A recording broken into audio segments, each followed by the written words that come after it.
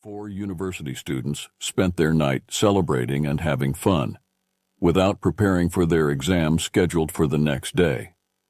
In the morning, they agreed on a smart plan. They covered themselves in mud and went straight to their college dean, telling him that they had gone to attend a wedding yesterday. On their way back, one of their car tires exploded, and they had to push the car all the way.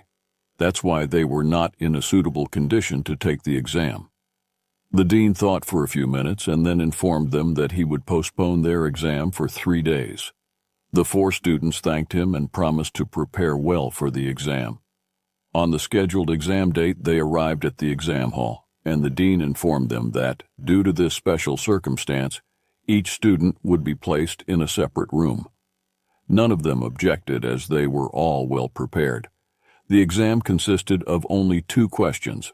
Question 1, what is your name? 1 mark. Question 2, from which side did the car tire explode on the day of the wedding, and was it from the front or the back of the car? 99 marks. The rope of lies is short. If lying saves you, then truthfulness is safer.